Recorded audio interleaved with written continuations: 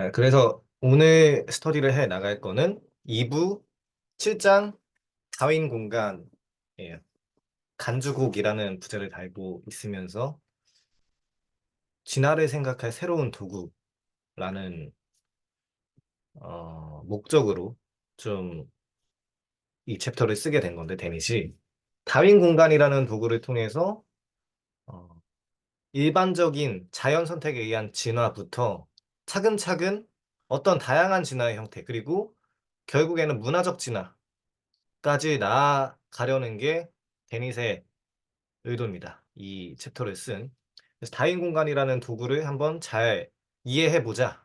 그렇게 어렵진 않으니까 아마도 어렵진 않으니까 한번 해봅시다. 이게 가장 베이직한 다인 공간 시스템입니다.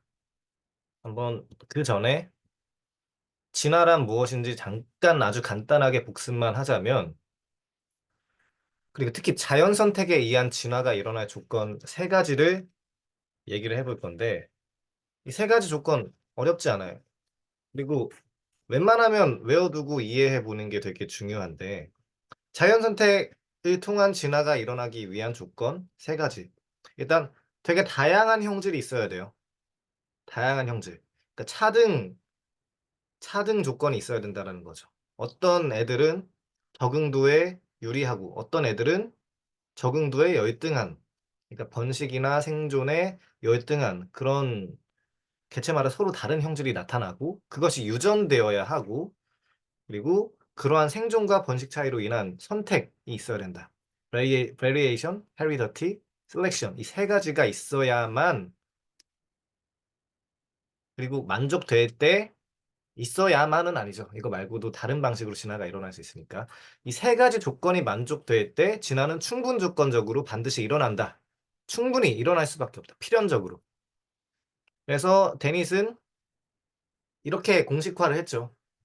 If you have variations and selection and heredity, 변이가 있고 거기에 따라서 특정한 애들은 선택이 되고 특정한 애들은 선택이 되지 않는다면 그리고 그것이 유전된다면 당신은 진화를 목격하게 될 것이다. 그리고 그 진화의 대상은 아, 네. 그 진화의 대상은 무엇이든지 가능하다. 자연종부터 인공종까지 다 포괄하는 조건들입니다. 이거는 그냥 생물, 바이러스 그뿐만 아니라 그냥 컴퓨터 프로그램 혹은 말, 언어적인 문화, 문화 단위 같은 것들까지 다 포함을 해서 유니버설한 다비니즘이라는 의미에서 보편적인 다인주의라는 의미에서 유니버설 다비니즘이라는 표현을 썼고요. 이런 식으로 그 대상이 무엇이든지 이 세 가지 조건만 만족한다면 당신은 자연 선택을 목격하게 될 것이다라는 겁니다.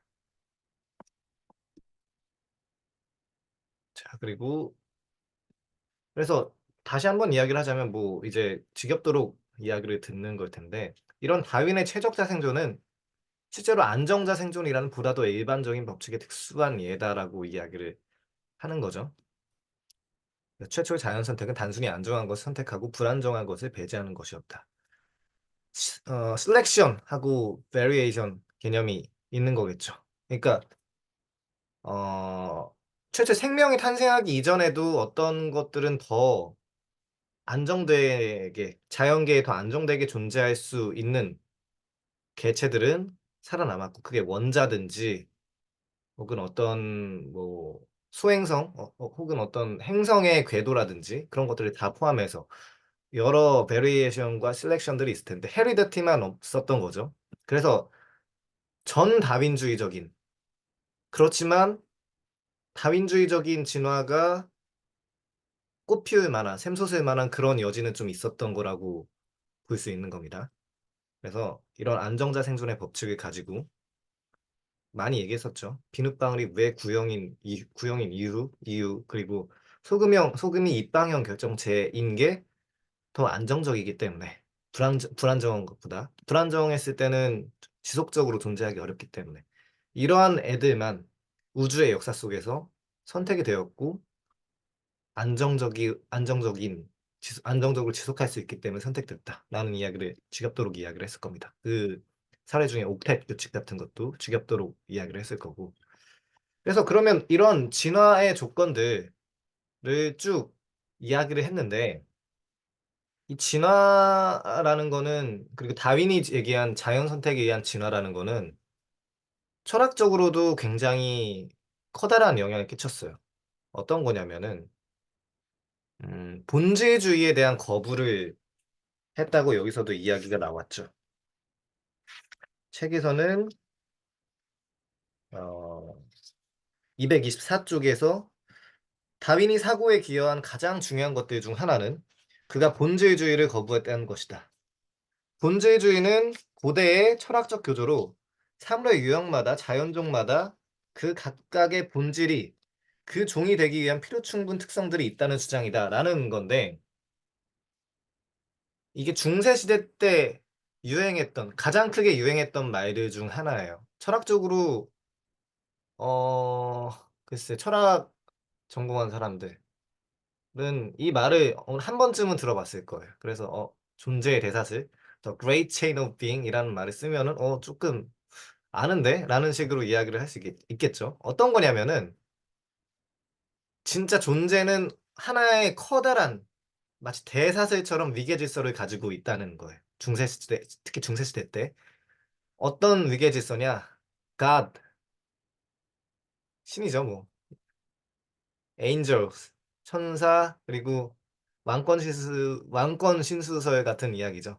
왕과 여왕, 그리고 평민들, 그리고 동물, 식물, 비생명체들까지 쭉 이렇게 왼쪽 그림 같은데 보면은 왼쪽 그림처럼 위대한 대사슬을 가지고 있다.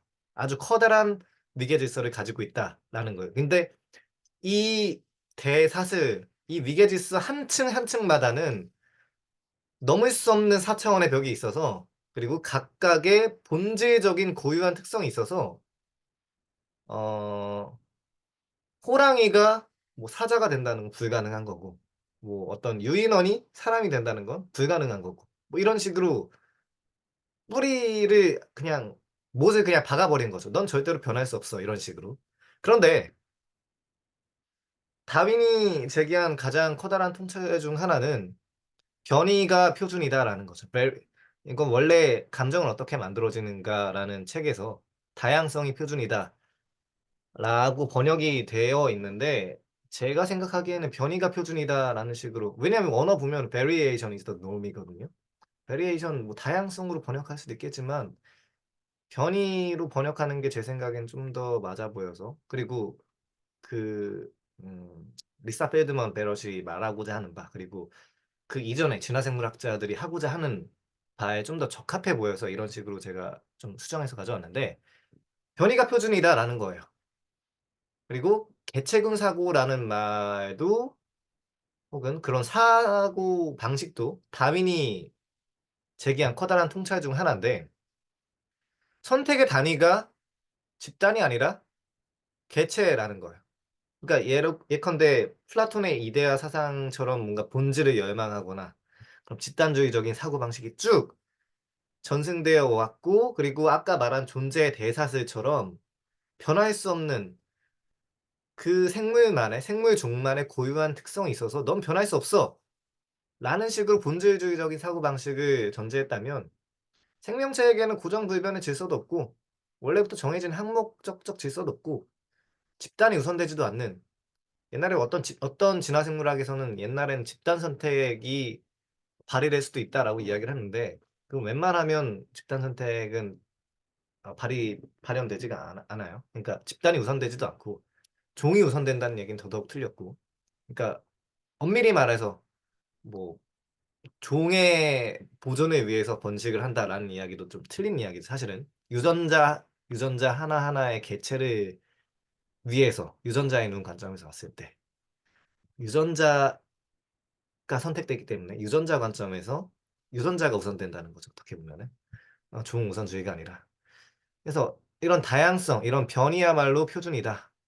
변이야말로 점진주의적으로 어떤 세균부터, 음, 박테리아 시절부터, 그리고 물고기부터, 우리가 물에서 살았죠. 그리고 유인원부터 쭉쭉쭉 점진주의적인 변이의 과정을 통해서 지금 우리의 모습, 인간의 과정까지 서서히 점진주의적으로 진화했다라는 게 그런 식으로 끊임없는 변이가 일어남으로써 지금까지 이어져 왔다는 게 다윈이 말한 통찰이죠. 그래서 본질주의를 거부했다라는 거예요. 핵심적으로는. 그래서 이런 것들 다 구라다라는 거죠. 근데 한번 생각해 보면은 다윈주의는 본질주의에 대해서 거부를 하고 있다라는 거 맞아요. 근데 다윈주의 자체는 그러면 본질을 지니고 있는가? 아까 말한 여러저러한 조건들이 세 가지 조건들만 만족하면 필연적으로 자연 선택에 의한 진화가 발생한다고 했는데 그럼 이 조건들이 뭔가 자연 선택에 의한 진화의 본질인가? 라고 한다면은 한번 생각해 보자는 거죠. 본질주의에 대한 거부를 끝까지 몰아붙이자면 다윈주의 자체에 대해서도 본질을 한번 거부해 봐야 되지 않겠는가. 다윈주의에 대한 다윈주의를 한번 시도해 보자는 거예요. 다윈주의는 어떻게 진화해 왔는가? 그러니까 진화는 어떻게 진화해 왔는가? 약간 말장난처럼 느껴질 수도 있겠는데 진화라는 방식이 어떻게 진화의 법칙이 어떤 방식으로 변화의 과정을 거쳤는가라는 걸 한번 따져 보겠다라는 겁니다. 그래서 어, 데닛은 이 피터 godfrey 스미스라는 사람의 책을 그리고 거기에 있는 도식을 인용하면서 이 책의 전반적인 내용을 전개하고자 해요. 다윈 공간이죠. 이 책을 옥스포드에서 다윈 관련한 연구를 하고 있는 아주 유명한 사람입니다. 진짜 진짜 훌륭한 사람이라고 정평이 나 있는 다윈 연구가인데 자 그러면 한번 봅시다. 가장 간단한 축부터 한번 살펴볼게요. 어, 다윈 공간, 질문하신 거는 다윈 공간 할 때 좀 이야기를 해보려고 하는데, 뭐 저도 잘 모르겠지만, 대물림의 충실도를 한번 생각해 보자는 거. 우리가, 문화적 진화를 생각해 보기 위해서, 문화적 진화까지 따져보기 위해서 다윈 공간을, 라는 도구를 써보겠다라는 거잖아요. 근데 문화적 진화 자체를 손쉽게, 그냥 쉽게 다룬다는 거 굉장히 위험할 수도 있기 때문에, 가장 괜찮은 도구, 다윈 공간이라는 도구를 한번 빌려보겠다라는 건데, 그래서 다윈 공간이 뭐냐면은 그 이전에 3차원 축으로 이루어진 어, 어떤 어떤 변화 공간인데, 그 이전에 가장 단순한 대물림의 충실도 X축 1차원 정도만 다뤄보자는 거예요. 여기서는 보통 복제 충실도라고 했을 때 보통 생물종에 대해서 이야기를 하겠지만, 우린 문화적 진화까지 다루기 위해서 이걸 얘기하자면은 대물림의 충실도가 가장 낮은 건 전해 들은 말 정도겠죠. 허수문 같은 가짜뉴스 같은 거가 나오기가 쉬운 게 전해 들은 말이죠. 그리고 속기 기록, 그 다음으로 레코드판. 이건 더 정확하겠죠. 있는 그대로 소리를 최대한 정확하게 정밀하게 기록하려고 하니까. 그리고 DNA, 그 다음에는 디지털 파일 같은 게 진짜 엄청나게 충실하겠죠. 진짜 오류가 안 나니까 이거는. 이런 식으로 대물림의 충실도를 0,0부터 x까지 나열해 볼 수 있을 겁니다. 근데 이걸 좀 토대로 아까 대물림의 충실도는 x축에 있었던 거죠. 그리고 연속도, 연속도는 조금 이따가 얘기를 하도록 하고 그리고 그 인식된 적합도 차이가 내재적 특성에 의존하는 정도. 단순한 운빨이냐 아니면 그 대상의 내재적 특성, 그러니까 능력에 따른 차이가 있느냐. 그리고 이거는 적합도의 증가가 점진적으로 일어났느냐, 연속도 점진적으로 일어났느냐, 혹은 갑자기 도약적으로 일어났느냐, 이걸 분간하는 거라고 보시면 됩니다. 네, 채팅창에 지금 딱 채팅창에 있는 질문이나 말을 다뤄보는 게 더 좋을 것 같은데, 음, 직교,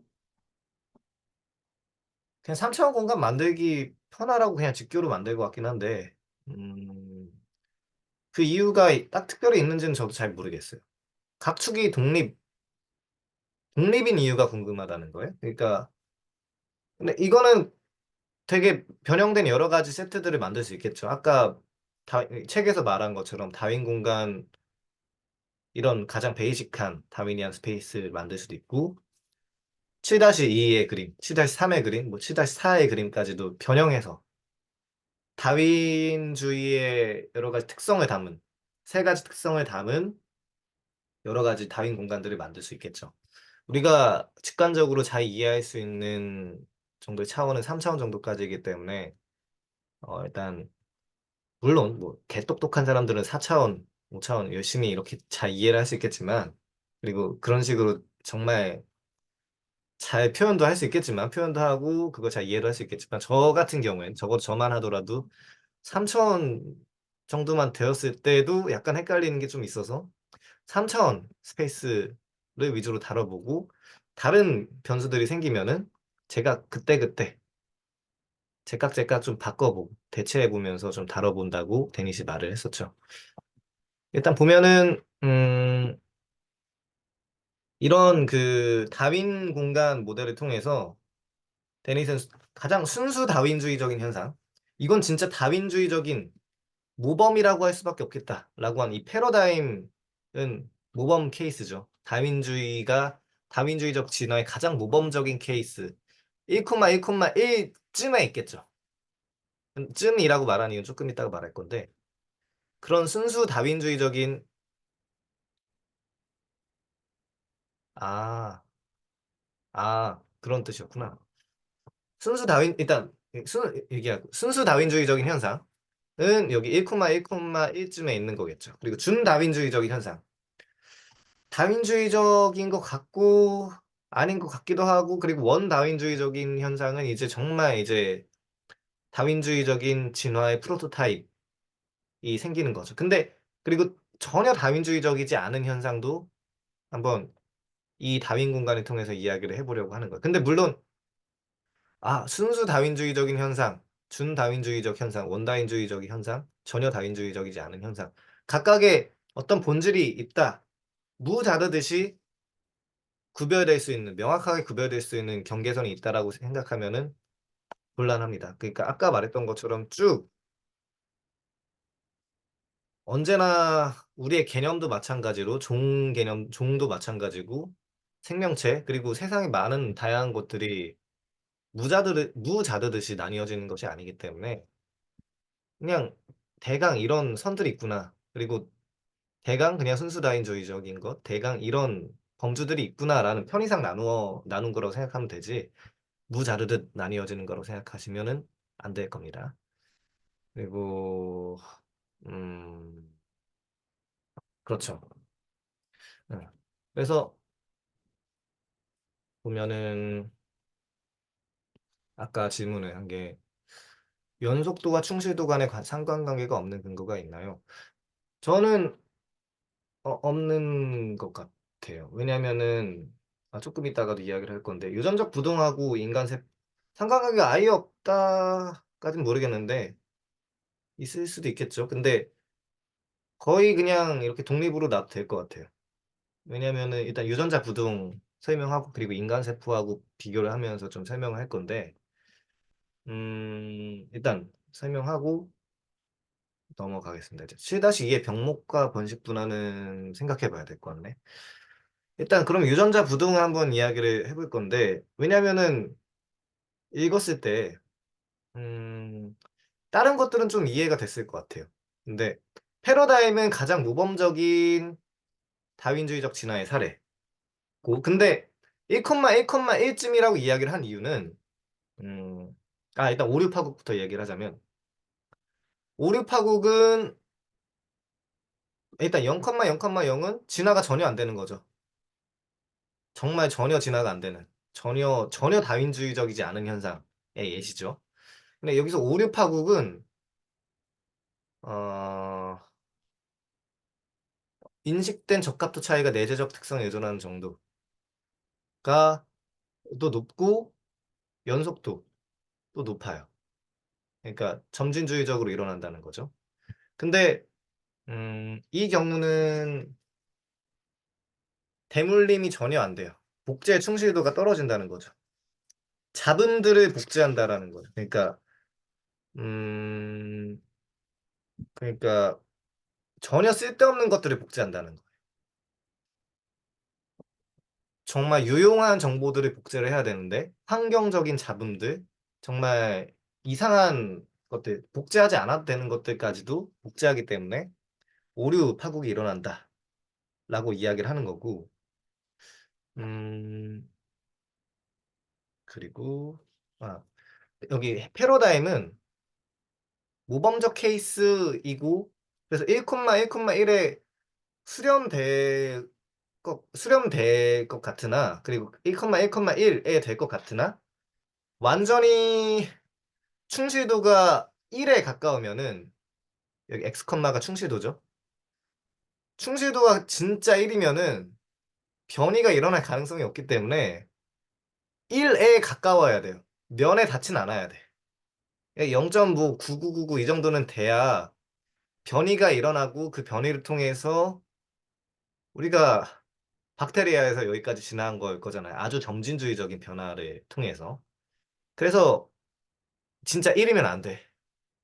1이면은 변화가 일어날 수 없기 때문에 정말 정말 너무 충실하게 복제를 해도 문제. 완전 100%로 복제를 해도. 그리고 어, 그리고 이제 남은 거는 유전적 부동하고 인간 세포 그리고 그 둘의 차이일 텐데 아, 이것도 설명을 하자면은 극단적으로 울퉁불퉁한 적합도 경관. 이거는 진화가 점진주의적으로 일어나지도 않고 극단적으로 울퉁불퉁해. 이게 갑자기 도약되기도 하고 갑자기 어떤 사건 때문에 뭐가 변화되기도 하고 뭐 공룡의 멸종 같은 것도 어떻게 보면은 자연 선택 어떻게 보면은 급작스러운 급작스러운 변화이기도 하죠. 그러니까 어떤 음, 이 적응도 차이가 이 적응도가 어떤 뭔가 이런 전혀 진보하고 관련되지도 않고 현재 적합도, 적응도, 피트니스를 유지하는 것과도 아무런 관계가 없으므로 극단적으로 울퉁불퉁한 이런 연속도는 진화에 도움이 되지 않는다라는 거죠. 근데 부동이라고 하면은 조금 들어본 말이 아니라서 여기는 조금 설명을 해야 될 것 같아서 간단하게 좀 준비를 해봤어요. 유전자 부동이라고 얘기를 하는데 영어로는 원어로는 제네틱 드리프트라고 이야기를 합니다. 들어본 분들도 있을 거예요. 생물 전공을 하시거나 관련 유관 전공을 하신 분이라면. 그래서 진화에서 자연 선택이 아까 충분 조건이라고는 했는데 필요 조건은 아니에요. 왜냐하면 자연 선택이 있어야만 진화가 되는 건 아니고 다른 충분 조건도 있을 수 있다라는 거죠. 그 중에 하나가 유전적 부동입니다. 유전자 부동. 왜 저는 급선회하기 때문에 드리프트라고 한 것 같긴 해. 부동은 뭐의 번역인지 모르겠는데. 일단 보면 일단 하디 바인베르크 법칙. 고등학교 때 생명과학 할 때 직업도록 뭔가 유전 문제 풀 때 직업도록 봤을 것 같긴 한데 작년 수능인가 재작년 수능인가 그때도 문제가 있었던 유형이 유형이었긴 했었죠. 왜냐하면 허수 뭐랄까 생물 개체수가 음수로 수능에 나왔기 때문에 뭐 여러 가지 풍자들이 많았죠. 아무튼 하디 바인베르크 평형은 얘기하고자 하는 이유는 유전자 부동을 좀 잠깐 간략하게 설명하고자 하는 이유인데 하리바인베르크 평형 뭐 이야기를 자세하게 하진 않겠고 멘델 집단에서만 이런 하리바인베르크 평형이 이루어져요. 멘델 집단이 뭐냐면 간단한데 집단의 크기가 엄청 커야 돼. 이 5가지 조건을 만족해야만 멘델 집단인데 집단의 크기가 엄청 커야 되고 무작위적 교배가 일어나야 되고 유전자 흐름 그러니까 내부 집단에서 유입이 되는 개체들이 없어야 되고 돌연변이가 전혀 없어야 되고 자연 선택이 없어야 돼요. 근데 이런 집단이 있냐? 하면 없죠. 유전자 흐름 당연히 있죠. 외부 집단과의 교류는 언제나 생기기 마련이고 돌연변이는 종종 생기기 마련이고 자연 선택도 분명 생겨요.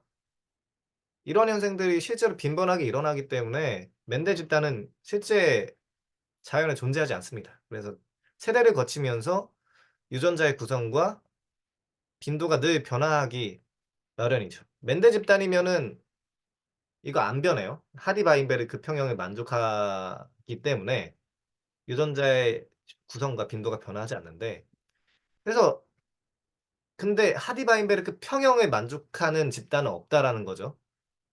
쭉 유전자의 빈도가 세대를 거쳐서 일정한 집단 따위는 없다라는 거예요. 근데 그렇다면 이 말은 즉슨 생물은 언제나 진화한다라는 걸 함축해요. 그래서 자연 선택 분명 그런 진화의 핵심적인 메커니즘 중 하나인데 진화가 곧 자연 선택이라고는 할 수 없고 유전자 흐름과 돌연변이 같은 메커니즘이 있기 때문이에요. 근데 여기서 제가 하려는 말은 유전자 부동인데 집단의 크기가 충분히 크지 않을 때는 유전자 부동도 가능합니다. 그래서 유전자 부동이 뭔데? 라고 이야기를 하자면은 북극곰이 진화한 북극곰으로 털이 완전히 다 흰색인 북극곰으로 진화하게 된 원인도 유전자 부동으로 설명할 수 있기 때문이에요. 자연 선택보다는 유전자 부동이죠. 뭐냐면은 우리가 동전을 던질 때 음, 동전 5개 던졌는데 5개가 다 앞면이 나올 확률이 더 높을까요? 아니면 5만 개 던졌어. 5만 번 던졌는데 5만 번 다 앞면이 나올 확률이 높을까요? 당연히 전자겠죠. 5개 던질 때 앞면이 나올 확률이 훨씬 더 높아요.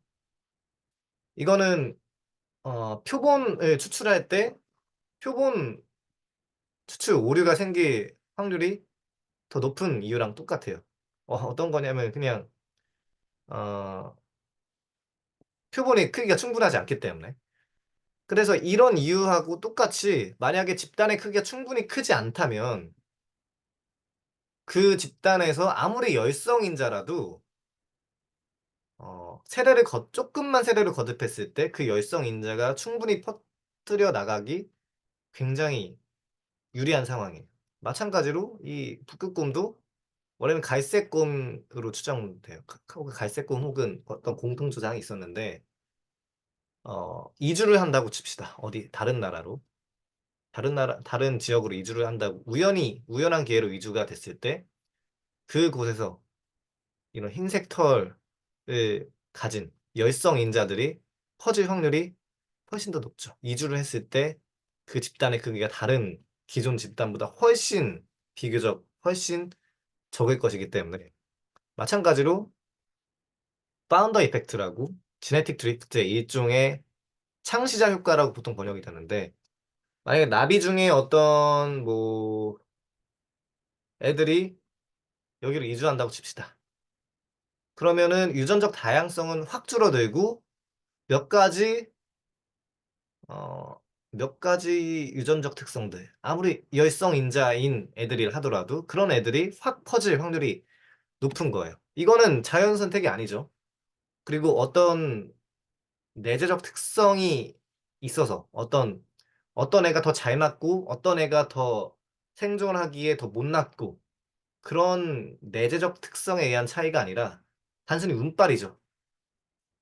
그런 운빨에 의해서 일어난 거기 때문에 자연 선택이라고 볼 수는 없는 거죠. 그래서 보면은 여기서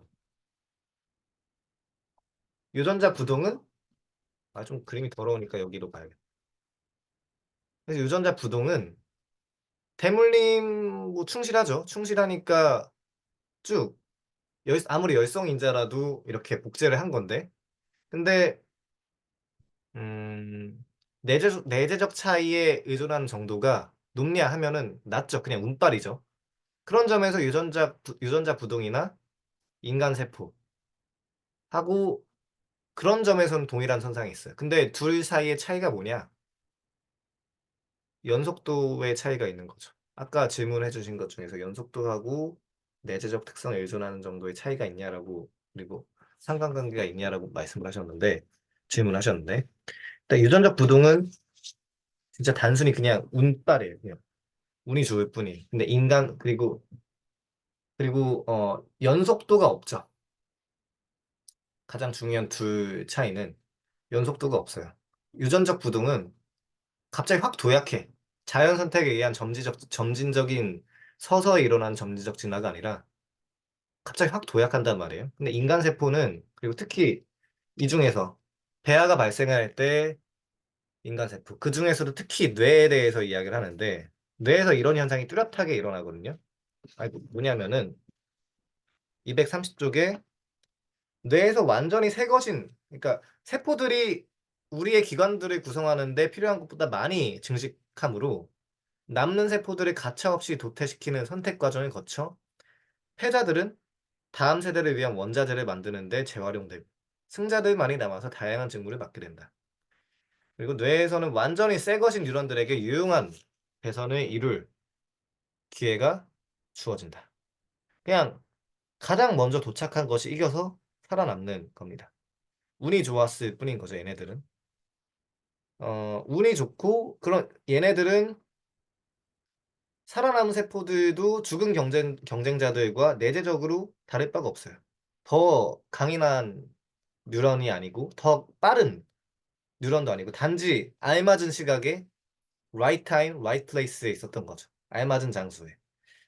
그래서, 음, 이렇게 뇌가 배선되는 발달 과정은, 음, 진핵세포들이 10억 년 전 진핵세포들이 결합하여 다세포 생물을 만드는 과정에 감 다윈화된 버전이다라고 이야기를 하는데, 다윈주의적인 진화가, 최초의 다윈주의적인 진화가 있었다라고 한다면은, 최초라고 하긴 좀 그런데, 혹은 초반부, 진화 초반부에 다윈주의적인 현상이 있었다라고 한다면, 음, 그런 내재적 특성에 의존하는 자연 선택에 의한 진화 정도가, 자연 선택에 의한 진화 압이 인간 세포의 경우엔 많이 줄어드는 경우다. 특히 인간의 뇌의 경우에는 줄어드는 경우를 볼 수 있다. 라고 하는 감 다윈화 현상에 적합한 예시를 다윈 공간을 통해서 확인할 수 있다라는 겁니다. 근데 인간 세포하고 유전자 부동의 차이는, 연속도의 차이는 있는 거죠. 그러니까 내재적 특성에 의존하는 정도는 둘 다 똑같지만 유전자 부동하고 인간 세포, 그리고 특히 뇌에 있는 뉴런의 배선의 경우에는 둘 다 운빨이지만은 연속도를 봤을 때는 유전자 부동은 확 일어나지만, 도약적으로 일어나지만, 인간 세포의 경우에는 분명히 점진적으로 일어나는 것 같긴 합니다. 그리고 적응도의 변화가 점진적으로 일어나는 것 같긴 합니다. 그런 점에서 둘 사이에 차이가 있다고 볼 수 있지 않을까 라고 저는 답을 할 수 있을 것 같아요. 근데 제가 맞는지는 모르겠어요. 한번 생각해 봅시다. 그래서 여기에 있는 베이직한 다윈 공간의 스페이스들을 몇 가지 다뤄봤어요. 여기부터는 좀 빨리 나갈 건데, 그리고 데니 또 여기에 대해서 자세하게 이야기를 하지 않았으니까.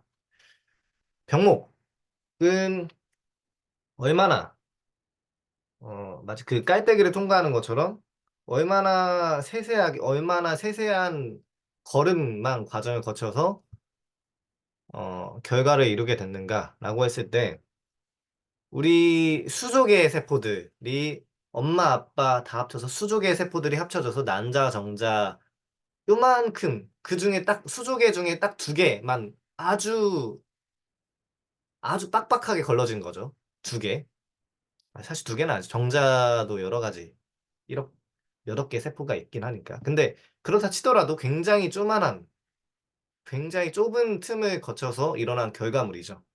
병목, 병목이라는 거는 그런 걸 의미해요. 얼마나 빡센 오디션 과정을 거쳐서 여기까지 왔는가. 그리고 전반적 집약도는 얼마나 그 대상이 각각의 개체들마다 독립적인가. 그리고 번식 분화 정도는 생식세포와 치세포를 포함해서 얼마나 번식의 분화 정도가 높은가, 빠른가 이런 정도로 이야기를 할 수 있을 텐데 아까 이야기를 한 게 병목하고 번식 분화 정도. 관계가 있을까요? 생각해 봐야 될 것 같은데. 한번 발제 다 해보고 생각해 보도록 하겠습니다. 일단 이거는. 그래서 우리 인간 생식 세포 같은 것도 여기 병목 현상을 거치고 어느 정도 전반적인 집약도가 있으니 이쯤에 위치하겠죠.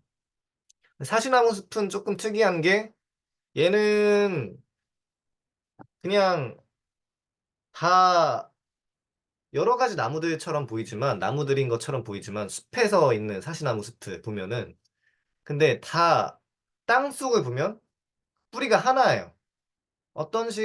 어떤 관점에서 보면은 어, 쌍둥이 형제랑 다를 바가 없는 거죠. 쌍둥이 형제. 하나의 뿌리가 같은 근데 가지들만 줄기와 가지들이 여러 가지가 있는 그런 쌍둥이 형제들과 다를 바가 없어서 이 전반적 집약도 그리고 번식 분화 정도? 전반적 집약도는 높은데 번식 분화 정도가 약간 애매한 그런 경계선에 있다. 그래서 여기 중간쯤에 놓여진 걸 볼 수 있겠죠. 인간은 이쯤에 있는 거죠. 전반적 집약도도 높고 병목도 확실히 많이 거쳤고 번식 분화 정도도 높으니까 그런 식으로 이야기를 해볼 수 있을 겁니다. 그리고 이것도 빠르게 넘어갈 수 있을 것 같은데 보면은 이 세 번째 다인 공간, 세 번째 변형된 다인 공간을 통해서 생명의 기원과 관련한 이야기를 잠깐 이야기를 했어요. 4장, 5장, 6장을 간략하게 정리를 해본 건데 가장 전다윈주의적인 현상. 여기가 전다윈주의적인 현상이겠죠. 무생물 세계.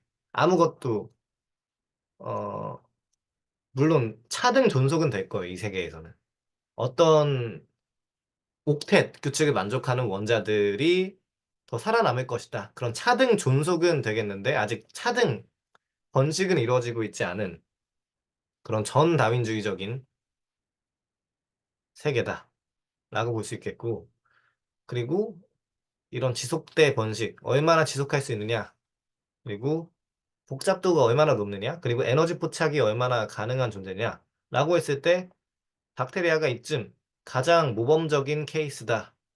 그리고 여기서부터 이제 원다윈주의적인 다윈주의적인 진화의 프로토타입이 이쯤에 있을 것이다라고 이야기를 하는 겁니다. 근데 물론 음, 최초의 최초라는 말을 좀 하기 싫은데 아무튼 복제를 이제 하기 시작한 그런 종이 고세균이라는 게 밝혀진다면은 박테리아가 아니라 그러면 뭐 이것도 좀 수정을 해야 되겠죠 언젠가는. 아무튼 이 사이사이의 공간들을 다 메우는 건 아직 시기상조라고 이야기를 해요. 아직 생명의 기원에 대해서 많은 것들이 밝혀지지 않았기 때문에 그렇지만 우리가 차등 존속이 가능하다는 건 알겠고 그리고 그 사이에서 어떤 것 복제할 수 있는 게 단 하나만 나오게 된다 하면은 엄청나게 폭발적인 복제가 일어나고 폭발적인 자연 선택에 의한 진화가 일어날 것이라는 것쯤은 충분히 이야기를 할 수 있는 거죠. 거기에 대해서는 제가 책에 말고 좀 물리학적으로 이해를 할 수 있는 연력학과 통계역학을 기반으로 자유에너지 개념을 통해서 깁스 자유에너지 한번 생화학 시간에 들어본 분들도 있을 겁니다. 깁스 자유에너지로 대표되는 그런 자유에너지 자유에너지는 연력학과 통계역학에서 이야기가 되는 거죠. 서울대 물리학과에서 쭉 교수 생활을 하시고 지금 명예교수로 계시고 경희대에서도 철학자를 위한 물리학이라는 강의도 하셨어요. 운생명이라는 개념으로도 유명해요. 운생명이라고. 과학 철학에서도 많은 기여를 하셨거든요. 물리 철학 쪽에서도 많은 기여를 하신 분인데 그분이 생명에 대해서도 좀 쓴 논문과 글들이 좀 있어요. 어떤 거냐면은 생명을 어떻게 이해할까라는 책인데 이 책을 통해서 어떤 이야기를 하시냐면은 토끼와 자갈이 뭐가 다른데 어, 어떤 두 가지 형태의 로컬 오더가 있다고 한다면 국소 질서가 있다고 한다면은 자갈도 있고 토끼가 다른데 정교성의 차이죠. 이게 훨씬 더 엄청나게 정교하고 복잡도가 높죠. 그래서 이런 정교한 물질이 형성될 때까지 얼마만큼의 시간이 요구되는가? 우연하게 형성된다라고 했을 때 얼마만큼 형성되지? 그러면 한 만 년, 100만 년 정도. 하나 생길 때, 하나가 형성될 때 100만 년 정도 생긴다고 가정했을 때 다음 시간은 100조 년의 시간이 걸린다고 계산을 할 수 있어요. 한번 정교성 한 단계 늘리는데 요하는 시간이 100만 년이라고 가정했을 때. 근데 그러면 100조 년은 어, 우주 나이의 7,000배에 가깝거든요. 그러면 우주 나이의 7,000배에 가까우면은 이거 우리가 그동안 살지 못했잖아요. 그동안 우주가 존재하지도 못했는데 어떻게 이런 정교한 존재가 태어날 수 있느냐? 라고 한다면은 그거는 자체 촉매적인 국소 질서가 있기 때문에 그냥 단순한 국소 질서가 아니라 단 하나 이렇게 복제할 수 있는 존재가 하나라도 태어난다면 이후에 기하급수적으로 증가할 수 있기 때문에 우리가 어 100조 년만큼 기다리지 않아도 우리가 137억 년 혹은 뭐 생명 탄생 최초 생명 탄생 이후 한 30, 30억 년 정도 지난다고 했을 때 충분히 생명의 즉 우리만큼의 복잡한 진화를 충분히 기다릴 수 있다라는 겁니다. 여기에 대해서는 뭐 관심 있으시면은 이거 유튜브를 참고하셔도 간단하게 확인할 수 있겠고 더 관심 있으시면 생명을 어떻게 이해할까를 보실 수 있을 거예요. 자유에너지 개념을 통해서 좀 자세하게 물리학적으로 설명을 합니다. 그러니까 어떻게 이게 복제가 가능해? 어떻게 그렇게 긴 세월을 기다려야만 가능하다면 우리는 신이 있어야만 어떤 도약적인 지성적 설계자가 있어야만 가능한 거 아니야? 라고 반론한 사람이 있다면 물리학적으로 충분히 가능하다라고 이야기해주는 그런 책이라고도 할 수 있는 겁니다. 그래서 이런 박테리아가 충분히 가능하다라는 이야기를 하는 거죠. 아주 간략하게 정리를 하면.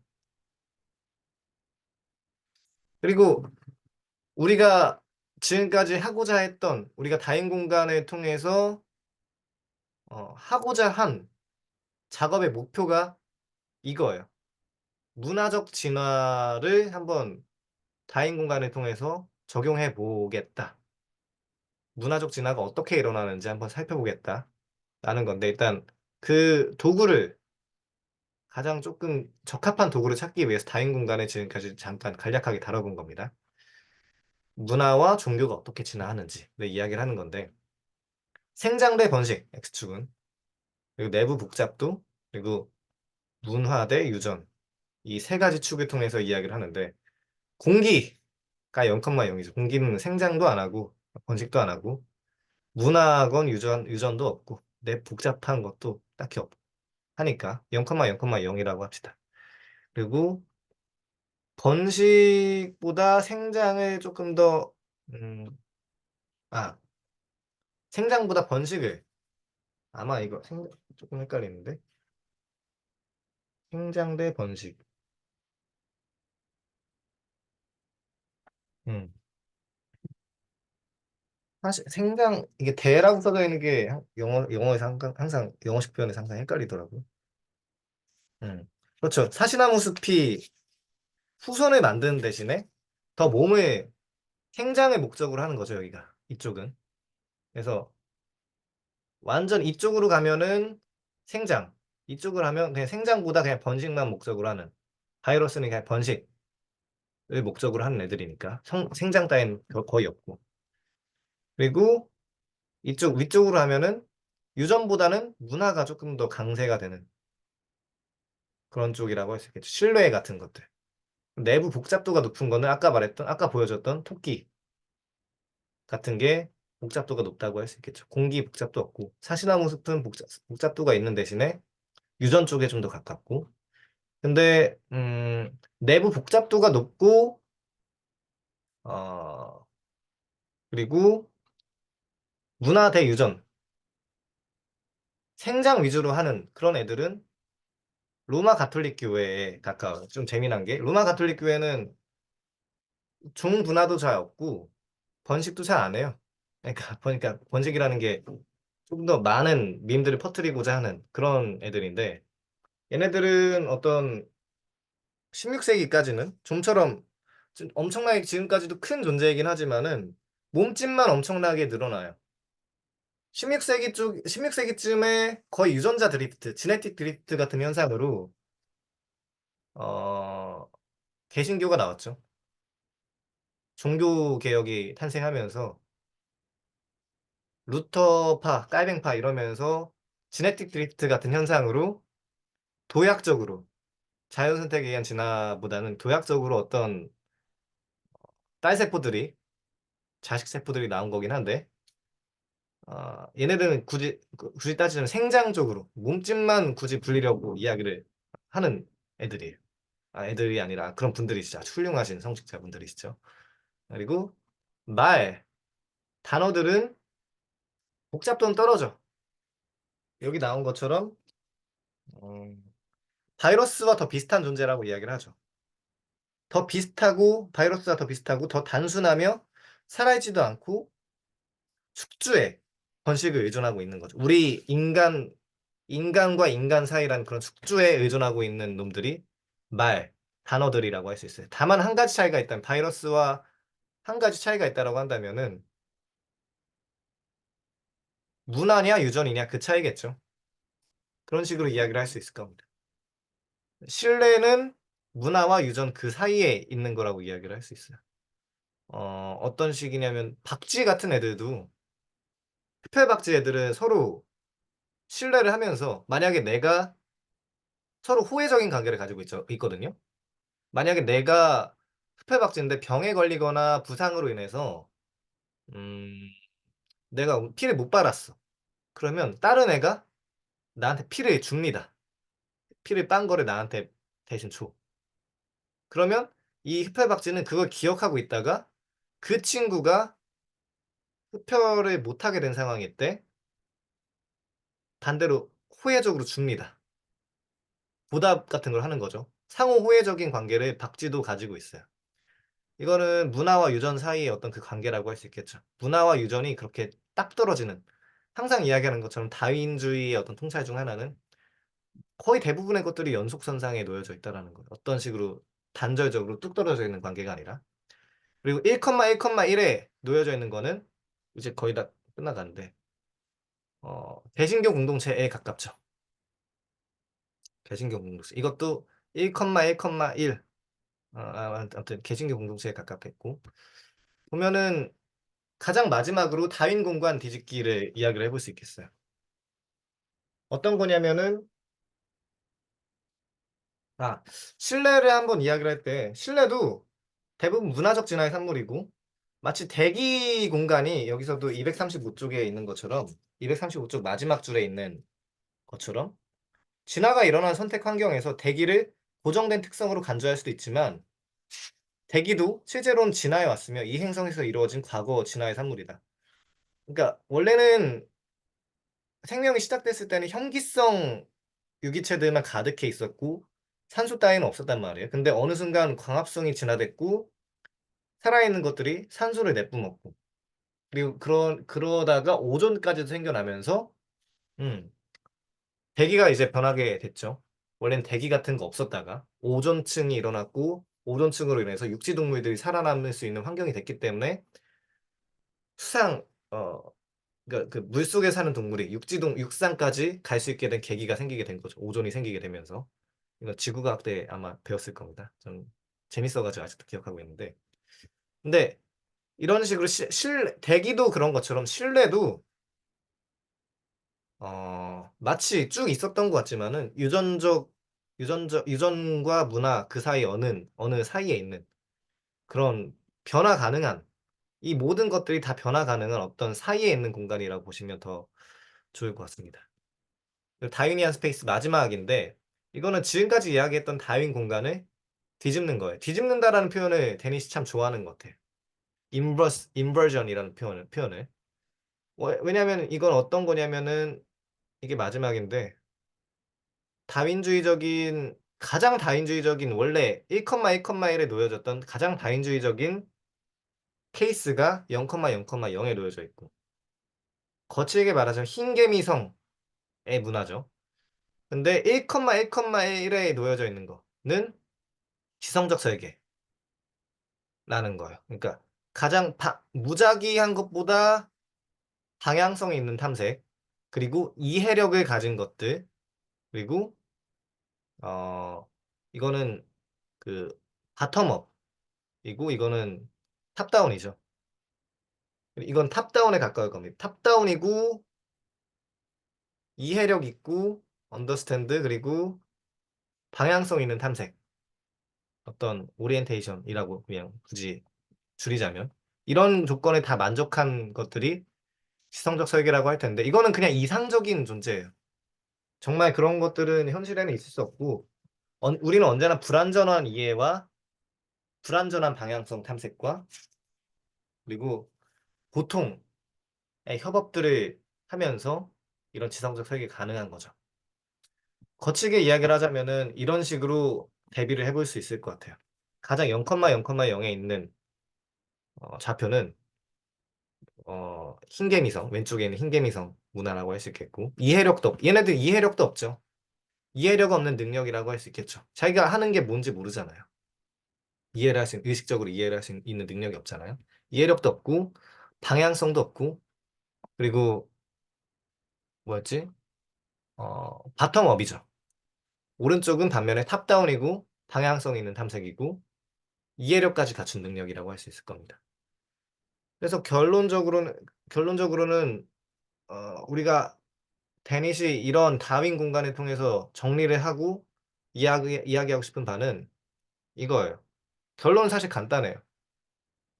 인간의 문화는 완전히 인간의 문화까지 오기의 그 과정은 당연하게도 처음엔 완전히 다윈주의적으로 박테리아 때부터 완전히 다윈주의적으로 이루어져 있는데 이해력은 동반되지 않지만 이해력 없는 능력, 다양한 가치 있는 구조를 낳는 능력, 거칠게 말하면 흰개미가 성짓는 능력부터 시작해서 이건 완전 거의 다윈주의적인 거죠. 다윈주의의 모범적인 케이스죠. 그 이후 점진적으로 감다윈화돼요. 그러니까 예컨대 어, 아까 말했던 인간 세포의 경우처럼 감다윈화된 다윈주의적인 특성이 좀 많이 감소된 그런 진화의 방식을 통해서 더욱더 이해력을 갖추게 되고 더욱더 상위 하단식 탑다운식 조직화가 가능해지게 되고 설계 공간을 더욱더 효율적인 방식으로 탐색하게 될 수 있게 됩니다. 짧게 말하자면 인간 문화는 진화하면서 스스로의 진화로 얻은 열매를 다시 양분으로 삼으며 훨씬 더 강력한 방식으로 정보를 활용하여 자신의 설계 위력을 증가시킨다라고 이야기를 하는데 일단 가장 소스가 되는 아주 간단한 이야기만 한 거예요. 그래서 어떻게 진화했는데 라는 거는 이후에 챕터에서도 이야기를 할 거고 그 외에도 다양한 음, 다른 석학들의 다양한 책에서 많은 이야기가 나왔죠. 이런 것들은 아마 여러분들 중에 두 명이나 보신 책인 감정은 어떻게 만들어지는가라는 책에도 이런 설명이 좀 더 자세하게 나와 있죠. 사회적 개념, 언어를 통한 사회적 실제를 통해서, 사회적 개념을 통해서 얼마나 우리가 감다윈화된 상태에서 얼마나 폭발적인 문화적 진화를 가능하게 했느냐. 그리고 감정의 진화까지 가능하게 했느냐. 본질적으로라는 이야기를 하면 안 되는데. 그러니까 꽤 다른 동물과는 다른 인간의 마음이 어떻게 탄생하게 되었는가까지 감정을 어떻게 만들어지는가에서 얘기를 했잖아요. 그 가장 기반이 되는 철학을 그리고 생각의 기반을 지금 이 시간에 이야기를 한 겁니다. 여기까지 발표를 마치도록 하고 한번 그 질문에 관해서 잠깐 생각을 해보는 게 좋을 것 같습니다. 지금 생각하기엔 좀 늦었으려나? 아무튼 여기까지 발표를 마치겠습니다.